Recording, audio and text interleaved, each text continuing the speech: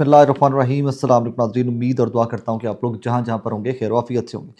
नाज़रीन, कल का दिन जो रात का गुजरा है और कल का दिन 28 जनवरी का दिन पाकिस्तान के जर्नलिज़म के लिए, पाकिस्तान के अंदर फ्री स्पीच के लिए, आज़ादी इज़हार राय के लिए आई थिंक एक काला दिन था। और ऐसा काला दिन माजी में सहाफ़ती कम्यूनिटी ने नहीं देखा हुआ। यहाँ पर मुझे जिस चीज़ की ज़्यादा टेंशन है वो सहाफ़ती कम्यूनिटी नहीं है। I would be very very honest with you. हमारी सहाफ़ती कम्यूनिटी खुद ही कॉम्प्रोमाइज़ करती है, खुद ही टूल बनती है, खुद ही सियासतदानों के तोते बनती है, उनके नैरेटिव फैलाती है और फिर यही वजह है कि इनकी वक़्त भी ख़त्म होती जा रही है विद द टाइम।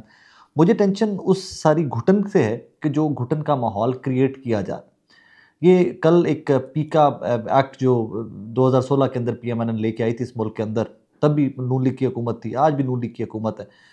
और इस पीका एक्ट में जो तरमीम की गई हैं उससे सोशल मीडिया सारिफ या डिजिटल मीडिया का जर्नलिस्ट जिसकी आवाज़ थोड़ी सी बुलंद थी, जिसकी आवाज़ थोड़ी सी आज़ाद थी, जिसको किसी सरकारी इश्तिहार के चक्कर में कंट्रोल नहीं किया जा सकता था, उसको कैसे कंट्रोल किया जा रहा है। इसके लिए ये बड़े अलार्मिंग सिचुएशन है।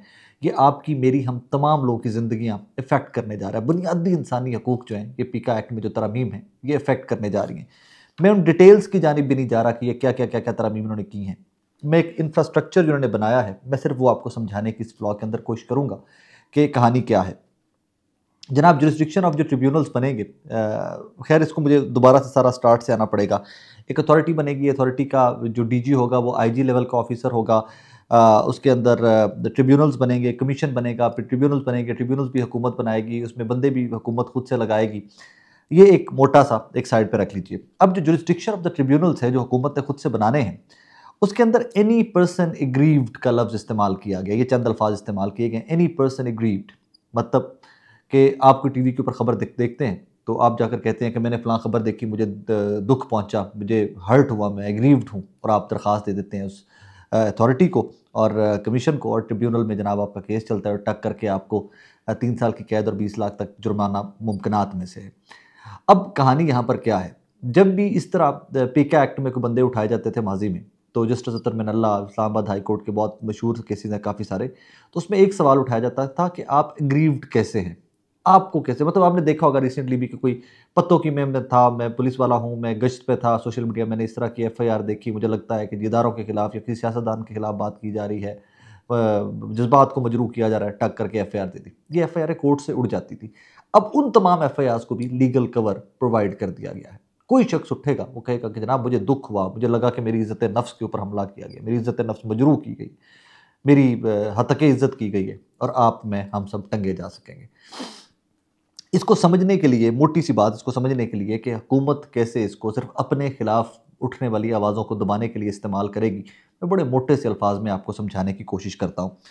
हुकूमत ने अथॉरिटी बनाई है, हुकूमत का बना हुआ जो है कमीशन है, हुकूमत ने ट्रिब्यूनल्स बनाने हैं, उन ट्रिब्यूनल्स में हुकूमत ने बंदे लगाने हैं। ठीक है जनाब, यहाँ तक क्लियर कि ये चारों चीज़ें हुकूमत ने लगानी है। अब हुकूमत के खिलाफ आप कोई ट्वीट करते हैं, हुकूमत के खिलाफ आप कोई व्लॉग करते हैं, हुकूमत के खिलाफ आप कोई टॉक शो करते हैं, हुकूमत के खिलाफ कहीं पर बोलते हैं, हुकूमत चली जाती है अथॉरिटी के पास कि जनाब ये देखें इस बंदे ने ये किया, और I'm the aggrieved person, हुकूमती कोई बंदा उठता है कि जी I'm the aggrieved person, ये केस किसी हाई कोर्ट में नहीं जा सकेगा, जिसको सजाएं हो जाएगी उनके आगे ये केस किसी भी हाई कोर्ट में नहीं जाएगा, सीधा सुप्रीम कोर्ट में जाएगा। अब जब सुप्रीम कोर्ट में जाएगा, फाइनली एक ही आपके पास रेमेडी, एक ही बचाई ही एक ही रेमेडी है इन लोगों ने, हाई कोर्ट फाइट कोर्ट्स को सबको फारिग कर दिया, और उसकी वजह आपको समझ अभी आ जाएगी अगले जुमले में मेरे में। जब ये हाई कोर्ट से स्किप करके सीधी सुप्रीम कोर्ट पहुंचेगी पिटीशन आपकी, तो वहां पर 19A आज़ादी इज़हार राय की तशरीह, आइनी तशरीह का मामला आ जाएगा। जब आइनी तशरीह का मामला आ जाएगा तो ये लगेगा किसके पास, जस्टिस अमीनुद्दीन खान साहब के आइनी बेंच पे लगेगा। हुकूमत का बनाया हुआ आइनी बेंच, हुकूमत के बनाए हुए कमीशन, हुकूमत के बनाए हुए ट्रिब्यूनल्स, हुकूमत की बनाई हुई अथॉरिटी, गला किसका घोंटा जाएगा, आपका और मेरा। सिंपल सी बात है यहाँ पर।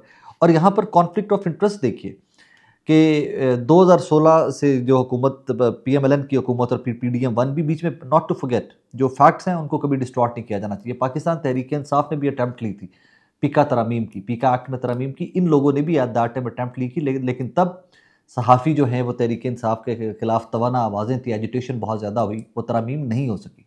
पीडीएम-1 आई, शहबाज शरीफ साहब की हुकूमत आई, इन्होंने भी तब तरमीम करने की कोशिश की, लेकिन तब भी नहीं हो सकी, एंड इवेंचुअली इस टेन्योर में आकर हो गई हैं। अब मेरी तंबीह है उन तमाम सोशल मीडिया यूज़र्स के लिए जो किसी भी लेवल के ऊपर एक्टिविस्ट हैं, किसी पॉलिटिकल पार्टी से एफिलिएट, किसी भी पॉलिटिकल पार्टी से एफिलिएट हैं आप, नून लीग पीपल्स पार्टी को भी के लिए छोड़ दीजिए, क्योंकि अभी इनको कोई बंदा कुछ नहीं कहेगा। इन डेज टू कम जब ये ऑपोजिशन में होंगे तो तब ये विक्टिम होंगे, और तब I need to say that, I have to say that, कि तब तहरीक इंसाफ भी इन्हीं कवानीन को, इन्हीं अमेंडमेंट्स को एंजॉय कर रही होगी, क्योंकि उनके हक में जा रही होंगी। उन्हीं की बनाई हुई अथॉरिटीज़ होंगी, उन्हीं के बनाए हुए कमीशन होंगे, उन्हीं के बनाए हुए ट्रिब्यूनल्स होंगे, और उन्हीं के बनाए हुए आइनी बेंचेस होंगे।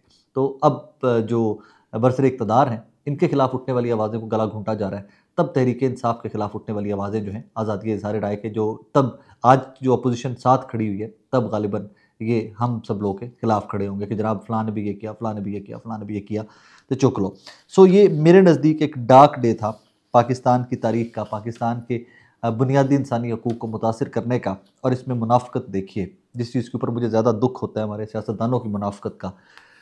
पाकिस्तान जिस कमेटी से ये सबसे पहले निकला बिल, वहाँ पर सिर्फ एक बंदे ने इसकी मुखालफत की, और वो तहरीक उस फैसल साहब उसी कमेटी के चेयरमैन भी थे और उनका तहरीक इंसाफ से ताल्लुक़ है। उन्होंने मुखालफत की, रेजर्वेशन शो की।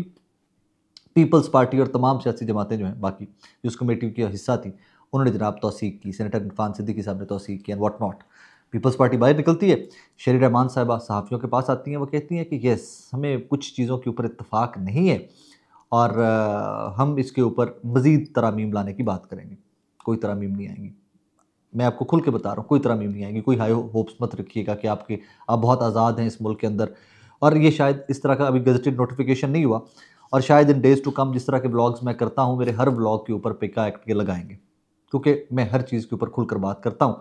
और कोई भी बंदा जब मैं खुलकर बात करूँगा तो उठकर कह देगा जी साकिब ने ये कहा और मुझे लगा कि यहाँ पर ये मेरा वकार मजरूह हो रहा है, मैं हर्ट हुआ, I am the grieved person, इसने इदारों पर अटैक किया, इसने सियासतदानों के ऊपर ये किया, वो किया। कोई भी कहानी जोड़ लो ना।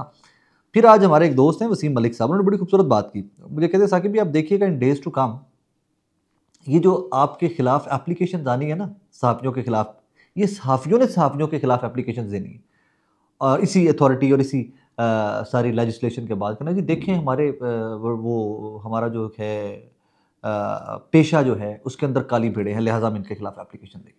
जो हुकूमती नैरेटिव पैडल करेंगे वो बचे रहेंगे, फेक न्यूज़ भी फैलाते रहे, उनको कोई बंदा नहीं पूछेगा। दो कि फेक न्यूज़ की टर्म ऑब्सोलीट होती जा रही है, डिसइन्फॉर्मेशन एंड मिस इन्फॉर्मेशन की term is in now. So ये चीज़ें फर्दर आगे चलती जाएंगी, और in days to come you will see that, आप देखिएगा कि कैसा भूचाल आएगा।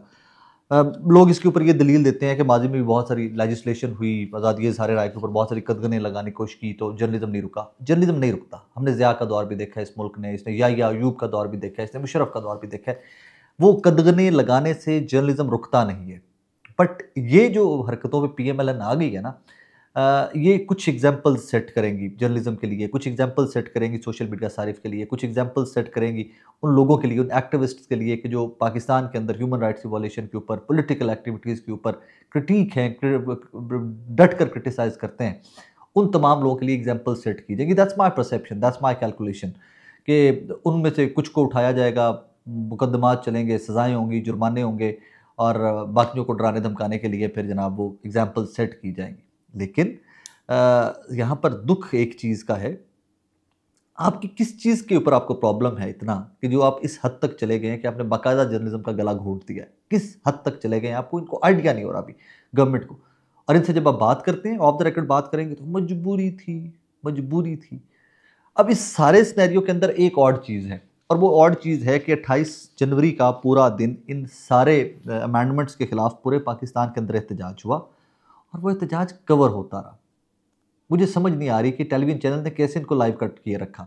टेलीविज़न चैनल जो बड़े बड़े आज आज़ादी इज़हार राय के चैंपियन बने हुए थे, वो 9 मई 26 नवंबर इन तमाम टॉपिक्स के ऊपर कहाँ पर खड़े हुए थे, उसके इन वाक़यात के बाद ह्यूमन राइट्स की वायलेशन जो पाकिस्तान के अंदर कहाँ पर खड़े हुए थे, और कहाँ ये बैठकर डिजिटल मीडिया के लोगों को या डिजिटल एक्टिविस्ट्स को या यूट्यूब के ऊपर जर्नलिज्म करने वाले लोगों को कहाँ साफ़ी मानते हैं। आज भी नेशनल प्रेस क्लब के बाहर एक बुजुर्ग मुझे कह रहे थे, ओ यार तुसी परेशान ना हो मुंडियो, ए सारा कुछ यूट्यूबर लिए हो रहा है। तो मैंने कहा जी हम सारे कौन हैं, हम टीवी में काम ज़रूर करते हैं, लेकिन हमारा भी यूट्यूब है यार, हम भी वहीं पर कर रहे हैं। बहुत सारी चीज़ें जो टीवी पर नहीं कह सकते, हम यूट्यूब के ऊपर अपना खुलकर अपना गुबार निकालते हैं, हम सारा कैथारसिस अपना यूट्यूब के ऊपर करते हैं। टीवी के ऊपर बहुत सारी रेगुलेटरी अथॉरिटीज़ बैठी हुई हैं, बहुत सारी चीज़ें हैं। आप इमरान खान साहब का नाम नहीं ले सकते यार, फुट नहीं चला सकते इमरान खान साहब की। सो आई सेड हम बहुत सारी चीज़ें यूट्यूब पर, अच्छा तुम्हें करना है, आगे तुम्हें यूट्यूब करना है। तो तू जरा हाथ हौला रख ली। मैं कहा जी मैं क्यों हाथ हौला रख ला, मेरा आइन मेरा कानून मुझे जो इजाज़त देता है मैं सिर्फ वो करूँगा, उससे मैं आगे तो जा ही नहीं रहा। I don't want to go इधर, मुझे नहीं जाना उससे आगे। मुझे इस मुल्क का वक़ार, मुझे अपनी स्टेट, मुझे अपने इदारे, मुझे अपने सियासतदान, मुझे अपने लोग, मुझे 25 करोड़ अवाम सबसे प्यार है। जो गलत करेगा उसके ऊपर तो क्रिटिसाइज़ मैंने करना है ना यार। जहाँ पे आप अपनी डोमेन से बाहर निकलेंगे, हमने आपको बताना है कि this is not your domain and that is my job. मैं कोई सियासतदान नहीं हूँ कि मैं कॉम्प्रोमाइज़्ड हो जाऊँगा एट सम पॉइंट। भाई this is exactly what I do, this is what I picked up for my self. मैंने अपने लिए इस प्रोफ़ेशन, जो सबसे सख्त तरीन प्रोफ़ेशन है मुझे लगता है दुनिया का, जर्नलिज़्म, मैंने इसका चुनाव किया। How can you stop me from doing that? ठीक है, आज आप कर लीजिए। मुझे पता है कि हमारे एहतजाज सहाफ़ियों के जितने आज हुए हैं, उनसे आपको शायद कोई फ़र्क भी नहीं पड़ेगा। हमारी सहाफ़ती तंज़ीमें शायद आपके साथ कल को बैठ के नेगोशिएट भी कर लें, कहीं न कहीं भी कोई ले-दे हो भी जाए उसमें आकर। एक चीज़ ज़रूर है, 29 जनवरी के सुबह का ये व्लॉग, 28 जनवरी को हर एहतजाज इस्लामाबाद में हुआ, उसमें शिरकत कम से कम मेरी गवाही ये ज़रूर देगी कि कुछ लोग जो इन काले कवानीन के ख़िलाफ़ खड़े हुए थे, Saqib was one of them. आप भी इन काले कवानीन के ख़िलाफ़ खड़े होने वाले लोगों में रहिएगा, वरना ये मज़ीद आपका और मेरा आज़ादी इज़हार राय का गला घोंटते चले जाएंगे। और बहुत सारा ख्याल रखिएगा, दुआ में याद रखिएगा। अल्लाह हाफ़िज़।